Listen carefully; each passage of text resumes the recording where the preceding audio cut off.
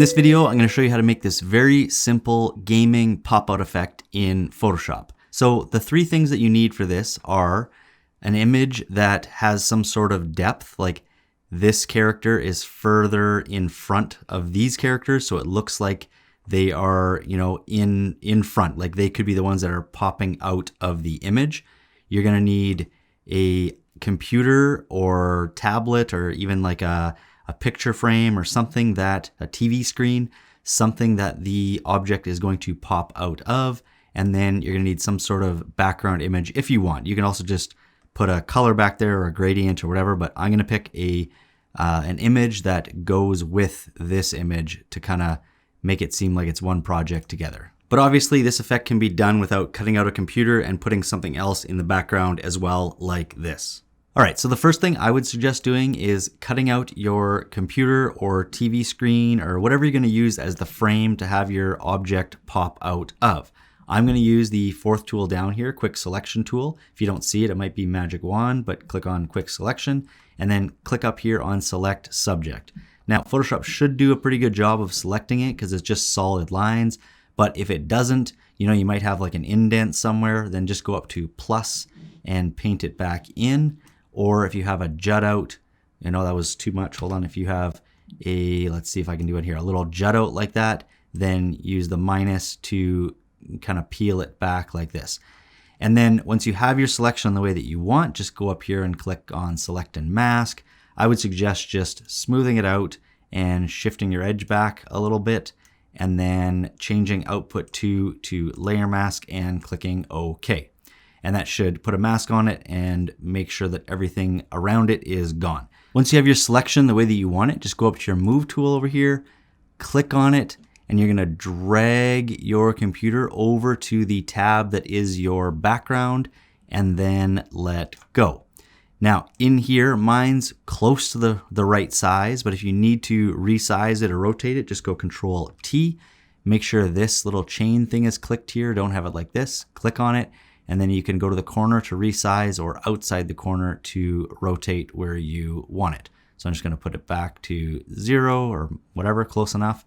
Maybe increase it just a little bit, and then when you're good, just click Check. The next thing we're going to do is just bring our image that is going to be the thing that pops out over to our background as well. So I'm just going to click on it and drag it over to my background tab, drag it in, and then let go. Now for mine, if you notice here, I actually want this person, this character, running the opposite way. So I'm going to flip this image.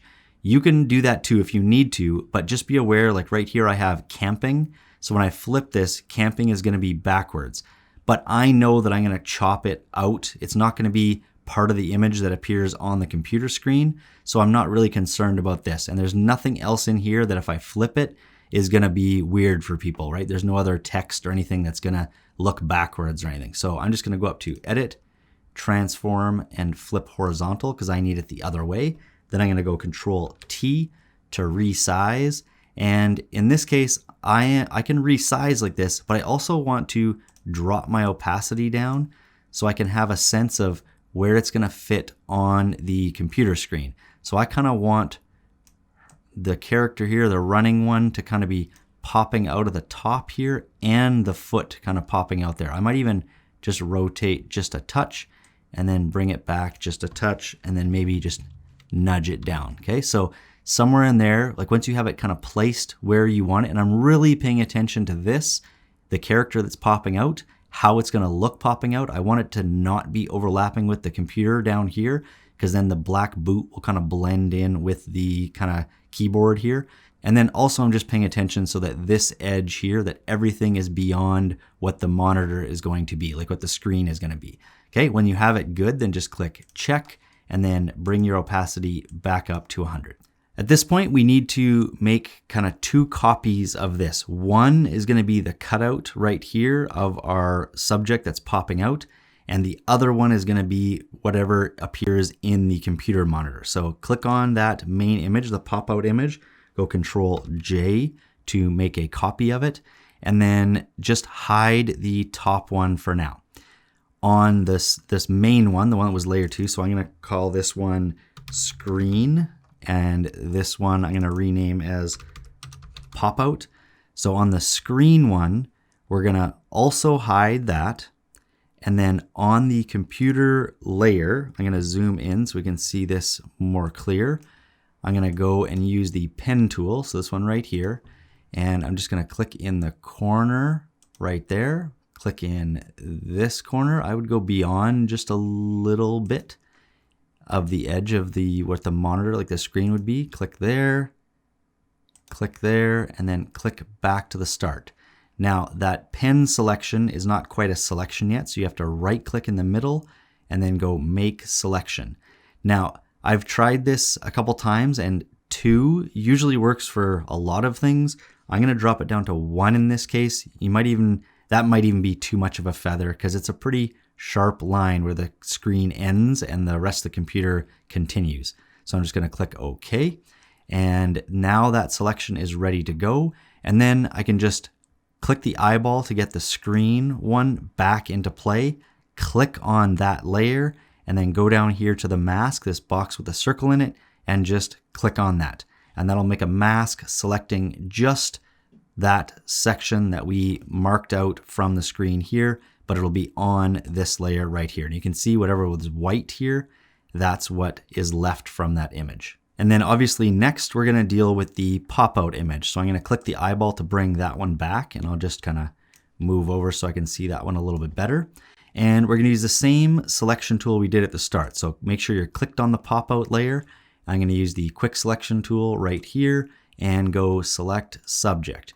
Now in this case, because there's so much else going on, it's not gonna make a great selection for me. It might for yours, but I'm gonna have to go back to this. So this minus now, and I gotta get rid of the extra stuff. So I don't need any of this other stuff that's over here that's part of the selection. I gotta get rid of all of that. And then I wanna use the plus to add pieces back in here. I'm gonna make this brush a little bit smaller and bring that down a bit because I wanna add, the body there, that chunk, get that all back into play, make sure that's all selected, and up here. So I'm not gonna make it perfect right now. I'm just gonna get it kind of close, and then I'll fix it up after the fact, okay? So when your selection's pretty good, then again, go up to select and mask, and that'll give you a better look at what you have. I'm gonna clean it up, outside of this after. So again, I'm just gonna smooth it out. I'm gonna shift my edge, and then I'm gonna change output to layer mask and click OK. Okay, and that's pretty much the effect right there, but I have to go in now and clean up some of these edges. So right here, I would have to clean that up, right? So on this mask, I would use a brush and I would make sure the foreground color is black, and I would drop this way down, bring my hardness up a little bit, even more. I have to go like a tiny little brush in here to kind of get rid of that kind of extra little chunk that was in there. And then if you make a mistake, use white to bring anything back. So you can just go back and forth between black and white, black being the eraser. So I'd come in here and, get rid of all this extra bit in here. I'm not going to show you the whole thing, but I would just go through and make sure I clean up all of my edges. I'd bring, some of this is cut off here of the diamond. So I have to bring some of that back in right there. Okay, so just go around and fix up all of your edges using black and white until it looks good. And just make sure you're doing that on the mask part of this layer and not the thumbnail part. On a side note, if your image, so your pop out and the image that's on the screen is not where you want it, so you still want to move it or resize it, then all you have to do is click on your pop out layer, then click on the chain between the two things here, the thumbnail and the mask on the screen layer. So click on that chain to get rid of it. That disconnects these two from each other. Then hold Control and click on the screen layer so both of these are selected. And then now all you have to do is use your arrow keys to kind of move it around if you just want to move it to wherever you want, or you can go Control T and resize. And you'll notice that I should have this chain clicked here. So you'll notice that whatever you are resizing here, this mask is resizing with this thumbnail. So the pop-out one is gonna resize together, where on this layer, the mask is going to stay the same size as the, laptop screen, whereas this image will also resize to be bigger if you want. So you can maneuver this to anywhere you want, and then when you're good, just click check. All right, so once your selection is good to go, the next thing we're going to do is add a shadow, because now that this character is popping out, they're actually over top of the keyboard here, so there's probably going to be some sort of shadow right here. So to do that, we'll just go to our pop-out layer, double click to the right over here, and then click on the word drop shadow, not on the box over here, the word drop shadow, which will open up this menu. And then all I'm going to say is bring opacity up, make sure the distance and spread are down, and size, just make sure there's a little bit of a blurriness around your subject like that, and then click OK. Then go over to drop shadow over here, right click on it and go create layer. That'll make the shadow its own layer right here. And then we're just going to go Control T and unclick this chain this time. And now we can maneuver the shadow where we want. So I'm going to kind of squash it down a bit. I'm going to rotate it and just kind of put it somewhere in right there. So, do what you got to do to make your shadow look like it's, a reasonable looking shadow. So I'm going to keep mine about like that, and then just click check when you're good. Then, because this is pretty harsh, so we're going to go up to filter, blur, Gaussian blur, and that's probably pretty good. So you can just slide this along until you kind of get the shadow looking kind of the shape and blurriness that you want. So I'm going to kind of keep some of the shape like that, click OK, and then I'm just going to drop the opacity down a bit because it's a little bit harsh. Okay, something like that. You can even try and switch it to, multiply and see if that helps as well. And then to kind of counteract the shadow, we also have the fire here that would be kind of shining a light on this part of the keyboard. So we need to paint that in as well. So to do that, we're going to stay under this character, but over the shadow. So starting on our shadow layer, you're just going to add a new layer, this box with the plus in it. So it's a blank layer. Then with your brush, just try and find, I'd click on the color picker, and I'm going to pick the bright kind of yellow in here. So kind of pick a color that's from your image, or just pick kind of a bright color that makes sense. Okay. And then click OK. I'm just going to make sure my brush is fairly big and the hardness is right down. I'm going to put my opacity at about 50%. And then I'm just going to paint in some of that area. So how I think it's going to go. So maybe I'm going to make it not perfect, kind of, bumpy like this, because the fire is kind of bumpy there. So maybe something like that, and maybe a little bit more intense up there. So I'll do another kind of brush right there. Okay, and then over here where it says normal, I'm going to change this to soft light and then drop the opacity down a little bit as well.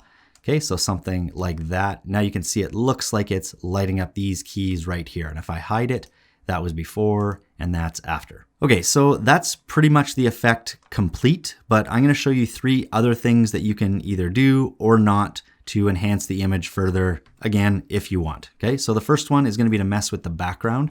I'm just going to click on the background and I'm going to add an adjustment layer here, this little circle, half circle thing here. And the one I'm going to add is just color balance. And I kind of want this to be kind of a purpley dark background so that this kind of yellow and whatever pops out a little bit more. So I'm going to, bring a little bit of cyan into it, some magenta, and then, turn up the blue a little bit. Maybe something like that looks pretty good. And then I don't want it to be as prominent as this image. So I'm also going to click on it and go back up to filter, blur, Gaussian blur, and just kind of blur that out, maybe a little bit less, somewhere around there. And I'm going to click OK.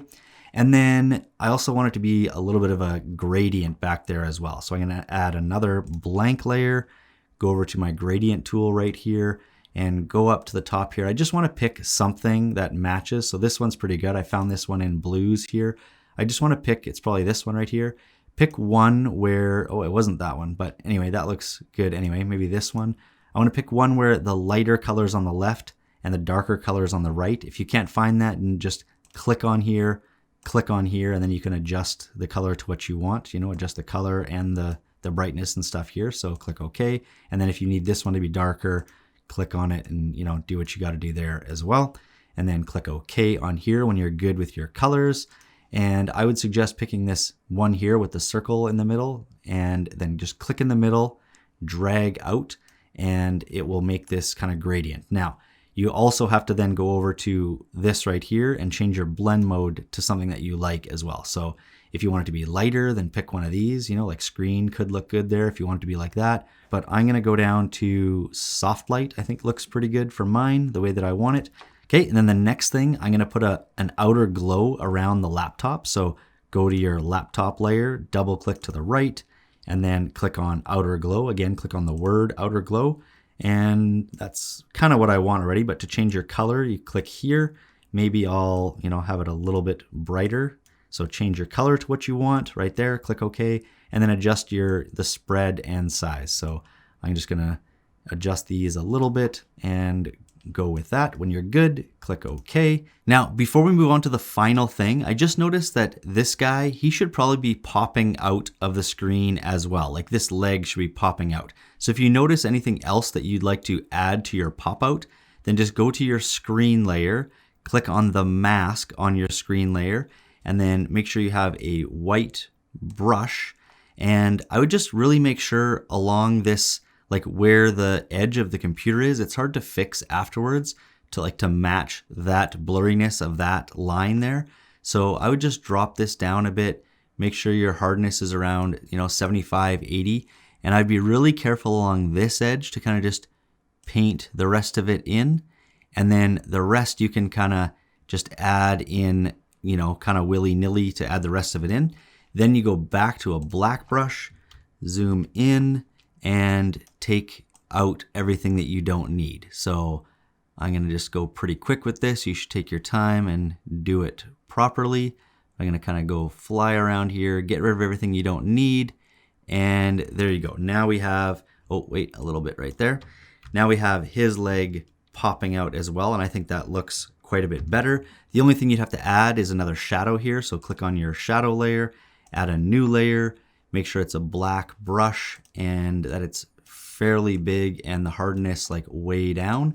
And I would just kind of paint in, he's probably got his like foot kind of there and like body, maybe kind of an odd shape like that.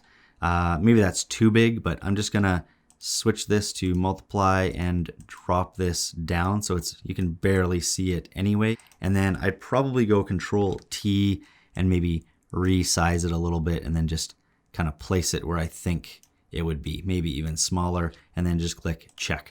Now that I look at this shadow is probably too intense too, so I'm gonna just dunk that one down to be a little bit lighter as well. And then if you really wanted to, like this leg is kind of too bright, so kind of the quickest way to do that would be to click on your screen layer again and probably just go to the burn tool. There's better ways to do this, but I'm just gonna kind of burn. I'll make this a little bit bigger so we can see it. And I'm just gonna kind of burn this leg, the front of it, to kind of darken it a little bit because the light would be from behind it. So this leg wouldn't be as kind of bright like that. So kind of darken it like that, and now that looks a little bit better, which brings us to our final thing, which is just gonna be to apply a kind of global adjustment to all of this to kind of make the image kind of blend together a little bit more. So click on your very top layer, go down to your image adjustments, and you can pick kind of anything here. I'm gonna pick levels to start, and this one just darkens your darks, this one lightens your lights, this is your mid-tones, this one brightens your darks, and this one darkens your lights.